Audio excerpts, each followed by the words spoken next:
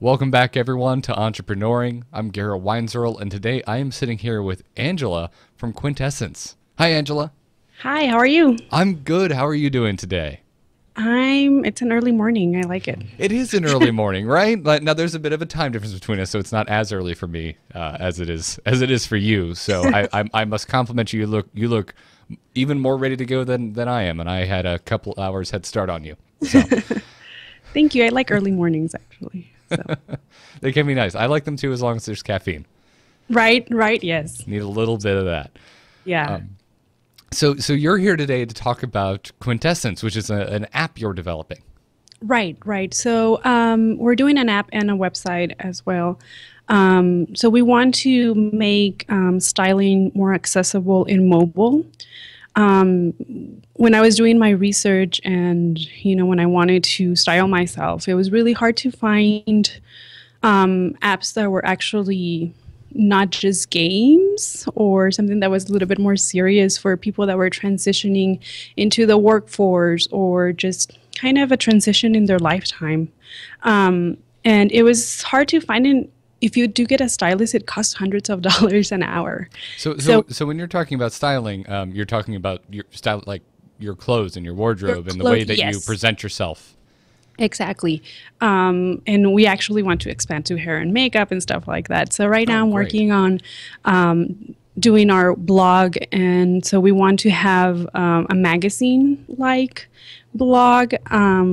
I have about 4 contributors, an illustrator, and 3 writers, and we're having a little bit of do-it-yourself projects.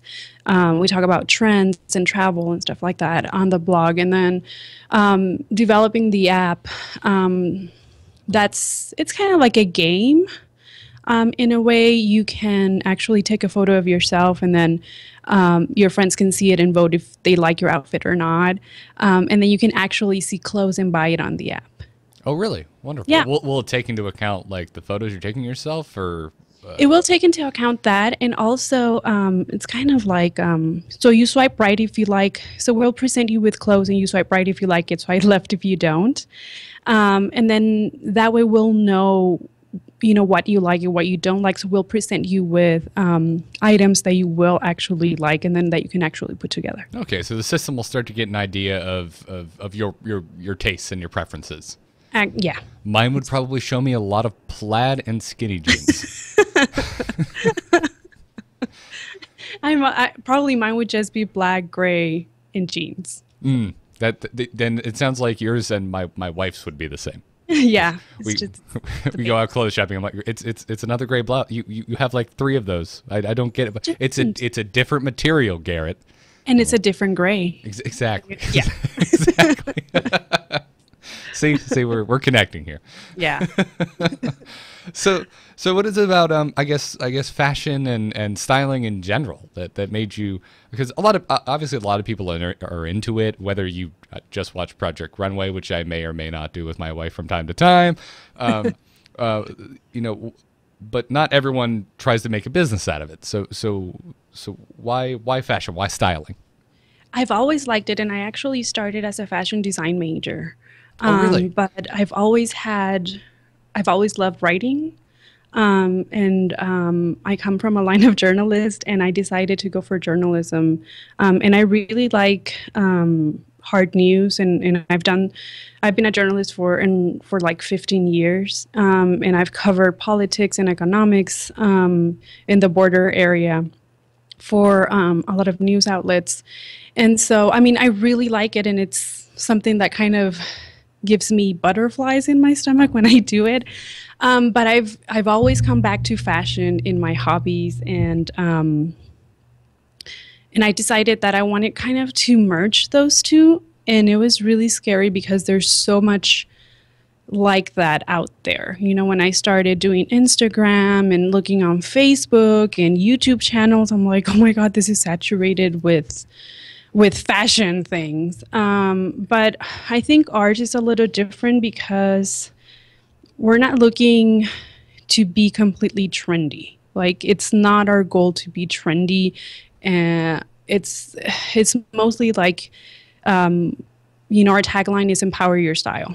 So it's about the style that you already have and how you can make it better to fit your body type, or to actually make that transition in your life, whether you want, to be promoted. So I think it's a little different. It's also a little bit more playful. And we also want to forget about sizes and concentrate on fit, because I think that as women, it's kind of hard when, you're a size 6 and then you go and try something on and it fits you in a 10 and you're like, oh my God, I don't want this.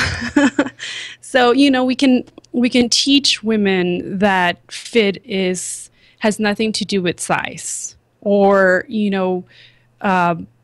it can actually, even if you go for a bigger size, it can actually like enhance how you're going to look.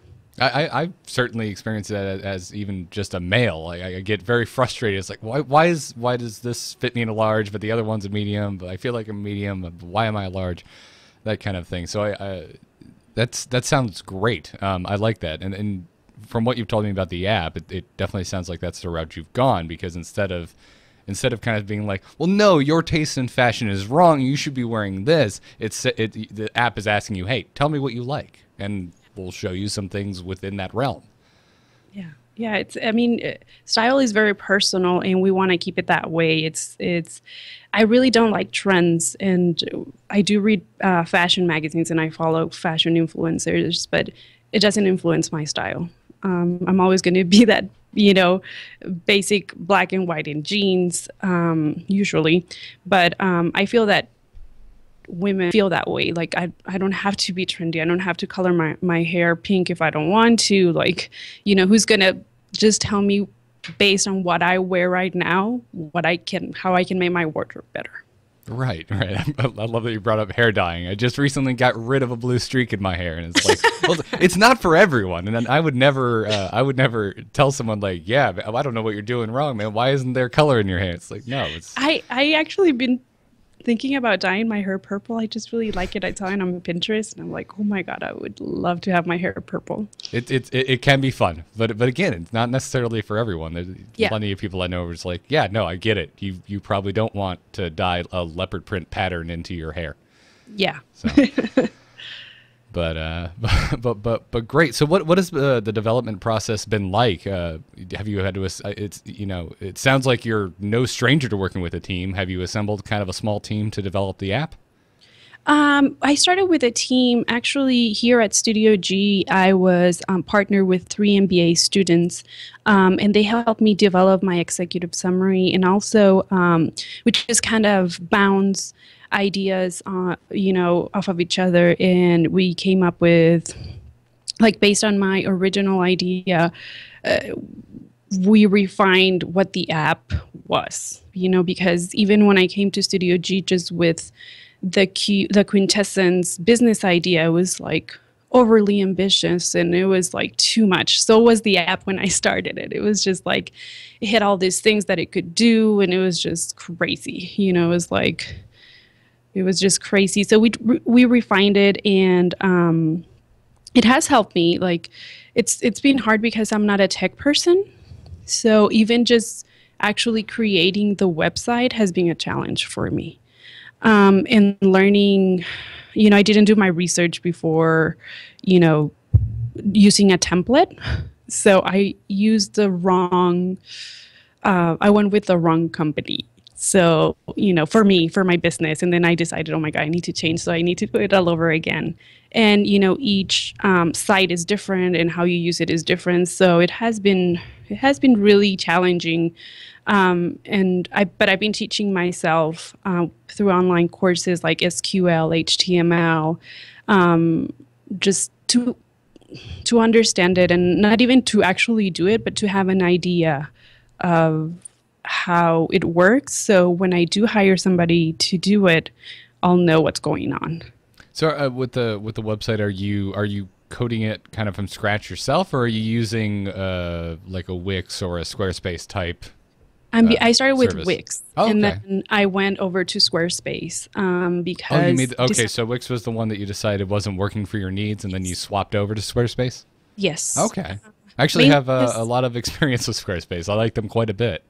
Oh yeah, I liked it. It has been hard because I mean it's really hard for me to design. Like I have the idea in my head and it doesn't necessarily like come together when I'm actually doing it. But I do like that it's like images are very important to Right. me. And I think we're visual and we want something really fast and snappy. So either photos or videos, and I think Squarespace does that better. I have to agree. I've tried quite a few different website services as well because I know enough to be dangerous, but I can't code a site from scratch. But I went to school for art. I have a degree in illustration, and I work on the side as a graphic designer. And I was the same way. I was drawn to Squarespace because visually it's very appealing. I think of all of the services out there that help you build a website, they do a really good job with the visual end of things. But then they also have a lot of tools for for Yeah. businesses. And it's actually cheaper than most websites. And you have unlimited, storage and stuff like that. And you actually have podcasts that you can do. And I think it has a lot for a creative business. I think it works better than other that I've tried. Yeah, yeah. And full disclosure, they sponsor one of my podcasts, but I used them for years before they ever sponsored a show I did. So, but yeah, I dig them quite a bit. So I find that interesting that you tried a couple others and eventually landed on that because I'm like, yeah, I love Squarespace. Let's do this. Yeah, So, it has really beautiful templates. It looks very professional. Like I'm actually it's like it's not all me, but it looks really nice. Like right. I- Same here. Same here. It's like, look at this awesome website I built. Mostly. yeah. But, well, great. So how about the app itself? How has that been going? It's just in the prototype stage right now.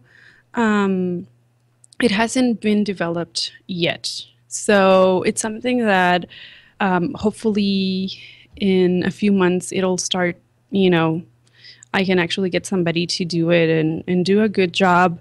I want it to be really user friendly. And so I think that having a prototype done really helps because once you pass it on to the person that's going to do it, they know exactly even the movements of the photos and the fonts and the colors and everything. So I started out drawing every single thing, even for the website. Um, and once my cousin and I and somebody else, we did a prototype in Marvel. And so that gives you an idea of how it moves and how it looks, and it's so much more interesting once you actually have it, and it's more exciting. And I had somebody look it over to see if they could do it, and they said, yeah. I mean, it was really easy because they already had it there, and they could see what I wanted exactly. Nice. So marvelapp.com, that's what you Yes. used? Great. Yes. Would you recommend it for other app developers? Yeah, I mean, I didn't do it. My cousin, she's a computer science major, Oh, and okay. she was the one that made the prototype. And it looks great. I mean, I was really excited to see it. Like, I kind of gave her my drawings, and she made the prototype. And then from the prototype, I made edits, and then she edited all of that until we got to something that's exactly what we want. And then so the next step is to develop the app and then test it and then put it in the market. I love that you actually drew out what you wanted to look like with just pencil and paper, I'm assuming. Yes, control. No, it's great. I love it because like doing graphic design and talking to other people who want to get into that kind of stuff or explain to their artist how something should look. I talk to so many people who feel like, oh, I need to get Photoshop because I need to be able to do art on my computer. It's like, no, you can really just use a paper and a pencil. That still works, and it still works Yeah. really well. Yeah. So I love that. I love that you actually put pencil to paper and then handed it off to your cousin. You said, Yeah. Yeah. that's wonderful. Also, good job networking. Right. So, that's great. You have a great story. I did that with the website, like my dream website. It's a stack of papers that's huge, and so when I do have the money to actually invest and like do a website from scratch. I already have it drawn out. It's a lot of work. It is. It can quickly get out of control. Yes. I know if I were to show you my main Squarespace page right now, and you looked at my left navigation bar and the amount of different pages that are filed underneath one another, it's ridiculous. Yeah, I started with like a notebook with 35 pages, and I don't know how many notebooks I have right now with just drawings and edits. Yeah, absolutely. That's how I use my Dropbox. It's just a dumping ground of so much stuff. I never throw anything away. Yeah, me neither, because I don't know if I'm going to use it later. Yeah. So where do you go from here? It seems like you're kind of in the prototyping stage. Do you have like a deadline you're trying to meet for yourself? Right now, we want to launch the website on April 1st. So that's my immediate deadline. And I've been hoarding articles from the contributors just so we can, keep posting and being fresh. And I'm writing articles myself. So that's my immediate website, like my immediate deadline is to launch the website. And I'm also learning about branding right now and kind of trying to see what kind of photos I want on Instagram, kind of building a presence online, which is so hard because nobody knows who you are. We're not a fashion influencer at all. So it's really, really hard. But I'm trying to figure out with trial and error what our brand is and what we want to project exactly. And so for me, photos are really important. And so sometimes, I'll post stuff just for testing, like to see if there's any reaction. Or, I'll change the filters on the same photo and things like that. So that's what I've been focusing on because, like social media, it's huge to tackle and like to know exactly, like I left Twitter. Like, I don't like it. I'm not, the New York Times, so nobody's going to read what I write, and it's saturated. It's overly saturated. And it's not working for me and my business right now. So I focused on Facebook, on Instagram, and Pinterest. And I think because it's so visual and because it's fashion, those three things work for my business. I like to hear that. It seems to be a theme so far with your experience building this up is this theme of trial and error. Like what works for me, what doesn't work for me, and knowing when to kind of cut what you don't need, what does not need to be eating up your time. It sounds like in this case it was Twitter, and I definitely found the same thing with Twitter. I now use it a lot, but it was borderline useless before I had a platform already built. Yeah. So. Yeah. I don't know later if I might use that or other media. Like I want to try Snapchat. I know they're going into a more business type of deal. I don't know what it entails. I opened the article and I never read it, but I have it on my computer. So I want to see what that's about. And, a lot of people use Snapchat. So, I want to try it. And again, trial and error and see what works and what doesn't. Right. Absolutely. I've been seeing the same thing just within my circle of podcasts and whatnot. A lot of different podcasts starting up Snapchats for their listeners. Or offering it as a perk to people who are giving monetary support to the show. So I've been seeing the same thing and for the longest time I just kind of ignored it. I was like, no, it's not for me. That's for people even younger than me. So yeah, I was like, that's for teenagers. Right, it's like what high schoolers do when they don't want people to see the stuff they're saying to their friends. Like, but yeah, no, there definitely seems to be a surge in Snapchat of professional use. Yes. Yeah. I know they're moving to something about helping businesses or growing with businesses, kind of like what Instagram does with some of the fashion influencers. Because, some people can post a photo and they'll make 15,000 just on that one Instagram.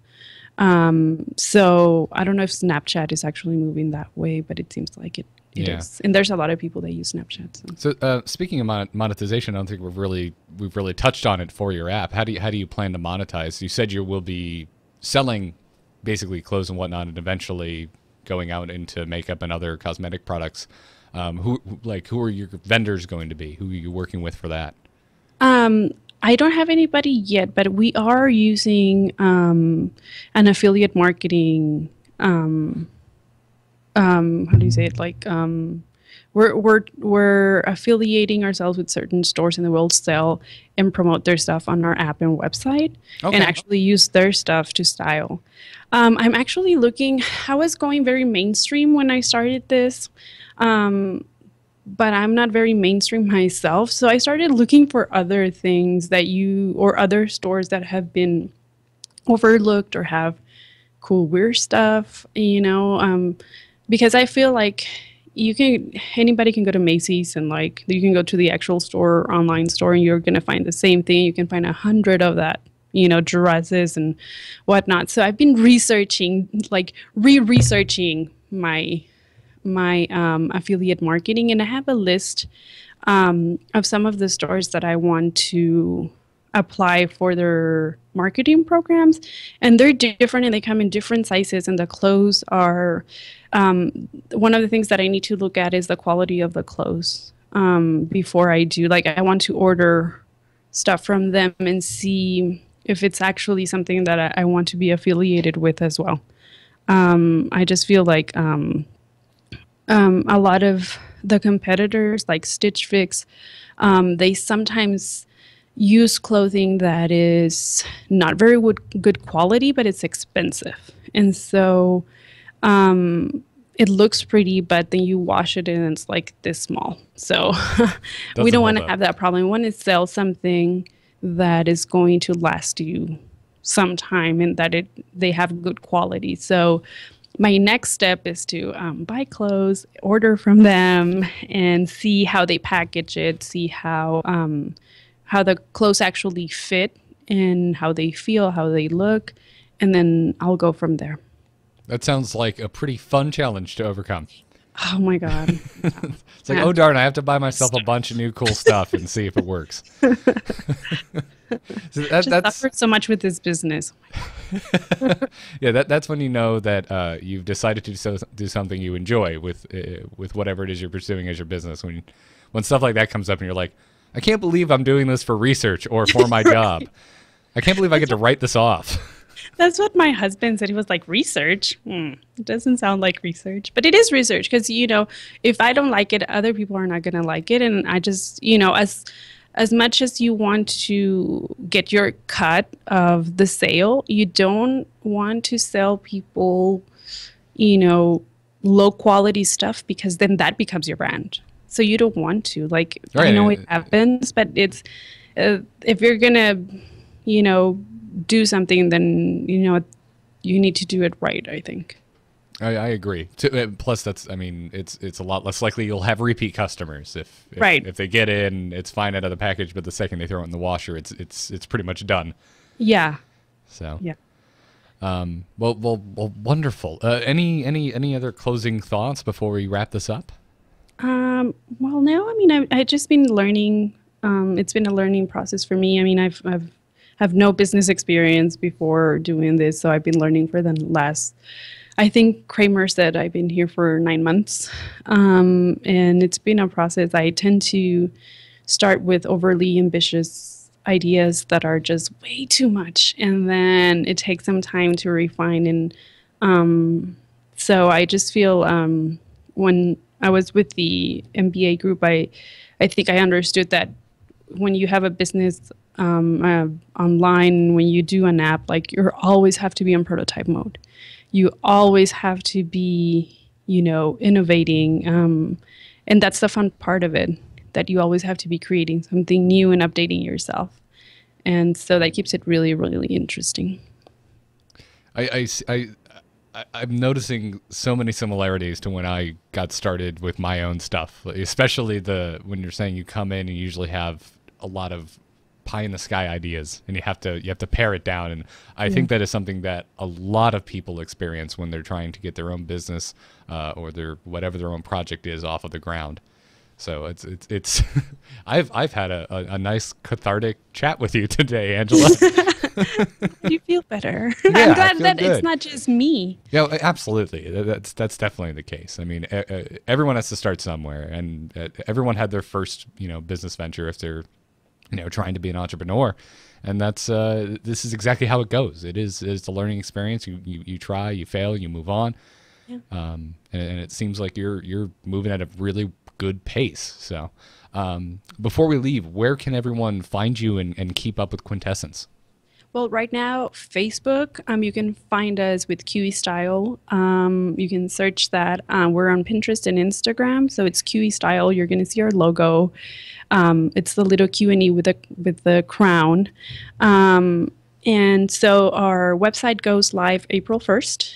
And then the app, hopefully by the end of the year, it'll be done. So we're trying to get as much people on social media. One for testing, so you'll be like test subjects because we're doing all kinds of testing with times and articles and stuff like that. And the other, like you'll get newsletters and stuff like that from us. So hopefully we Wonderful. get more people interested. Great. Well, everyone go check that out. And Angela, thank you so much for your time.